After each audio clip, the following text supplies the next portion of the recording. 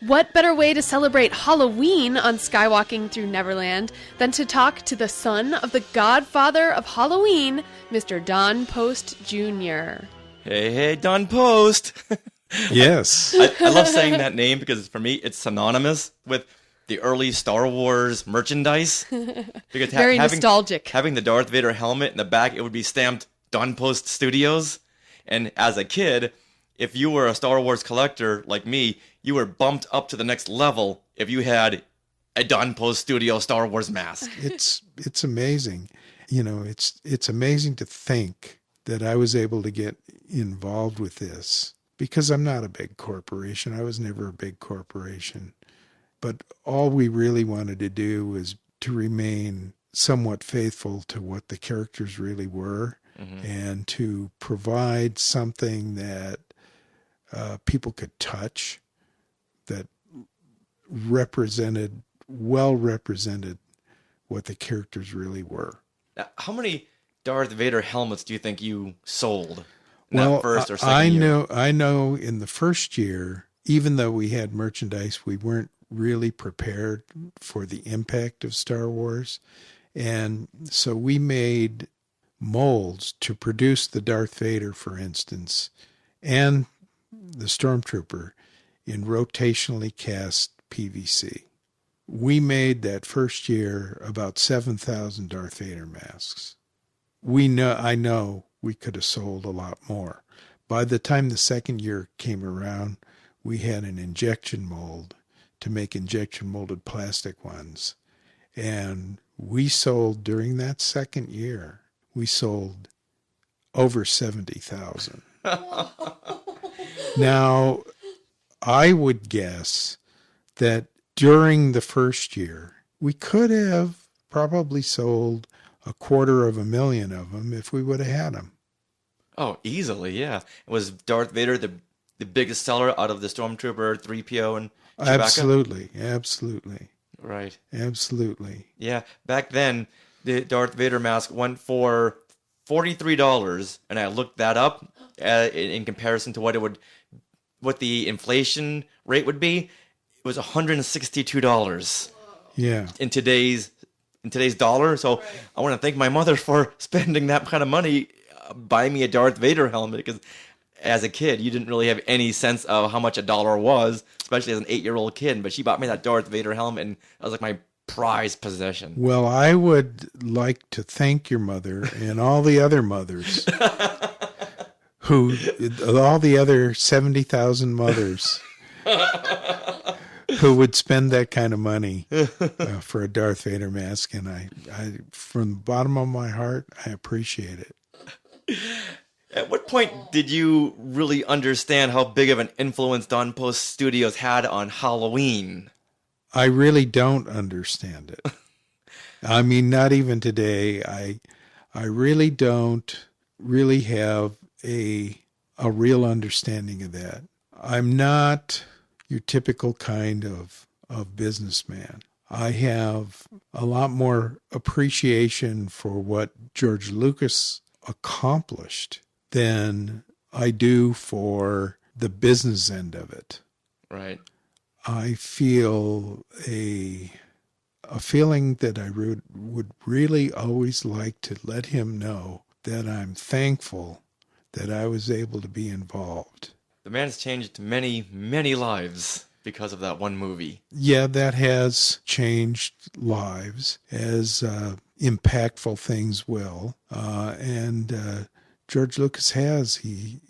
He's created something that everything just fell into place, and it's just an amazing accomplishment. Now, Star Wars came out, in 70... May of 1977. 77.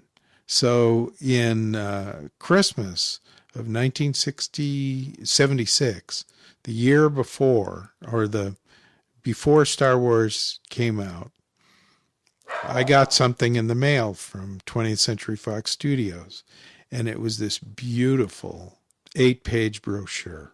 It said Star Wars on the outside of it, and you look inside of it, and you see this one shot of legions of stormtroopers, and you see another shot of Darth Vader. And Bill Malone and Bob Short and I were looking at it, and I said, oh, man. I said, that Darth Vader mask, I said, even if this movie's not successful, we could probably sell as many as those as we do the Wolfman. And everybody kind of thought, yeah, that's incredible. So there was magic in those characters. So I got really excited, and this is a Friday, but I decided that I would hold off calling him until Monday morning and saying yes.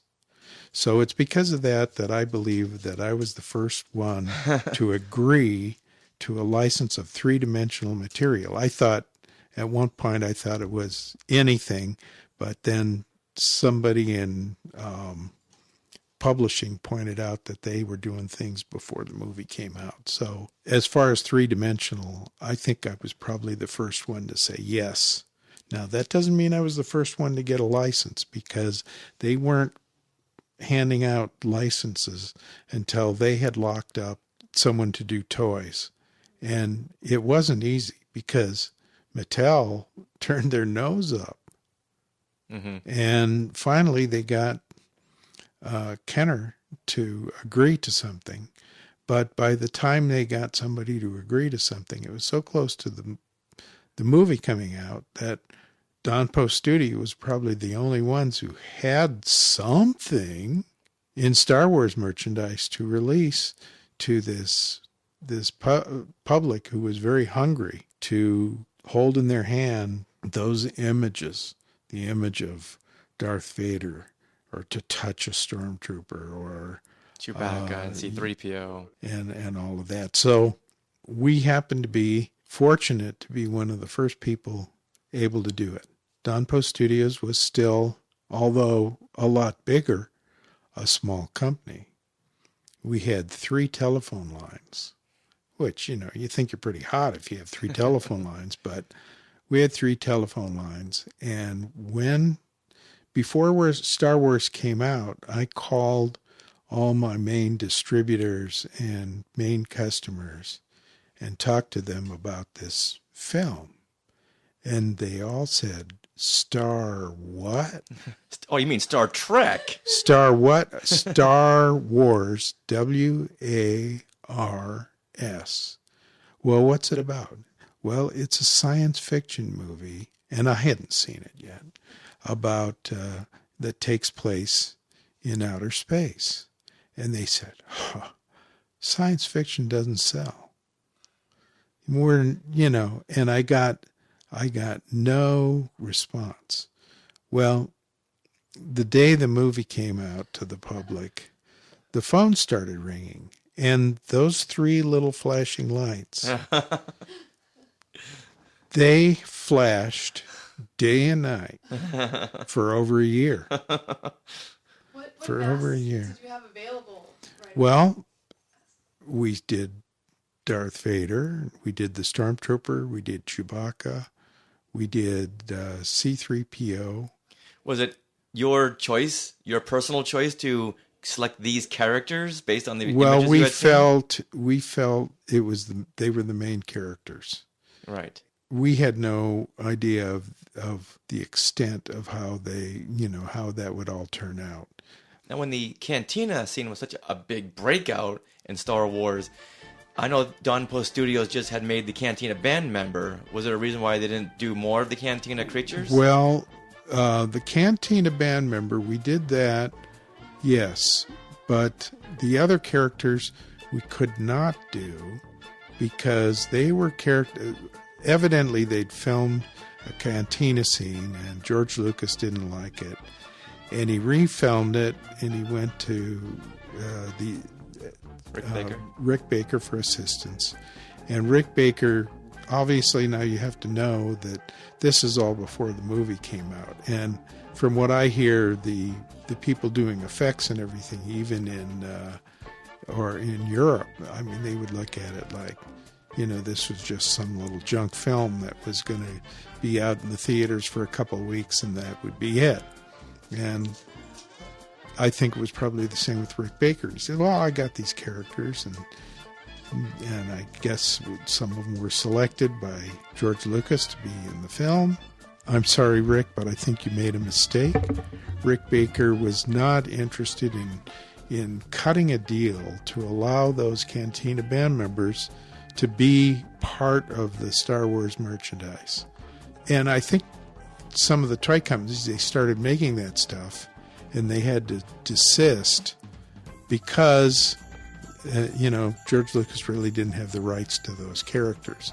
And I know there was an attempt to rectify that because, Rick Baker's stuff is so great, and they fit so well in with the rest of that. But that was not to be. I guess Rick Baker has enough $1 million where he's not going to miss the other $1 million he would have made off the licensing. Now, before we wrap things up, I want to ask you about one of the original Star Wars masks, and that's the Chewbacca mask. Bob Short did those sculptures, and the first sculpture was of Chewie had his mouth open, and it was very dramatic, but the people at Lucasfilm thought that it was too threatening, and they didn't like seeing the teeth and everything, so we ended up doing another version where he had his mouth closed. Both are really good versions, but, and it's a shame that Chewie couldn't have been showing his teeth and that familiar growl. And really, if you have a copy of one of the first ones, oh my goodness, you have something special. Right. That was one of the more expensive masks when I was a kid, so I couldn't get that one until much later on. How many were made of that original?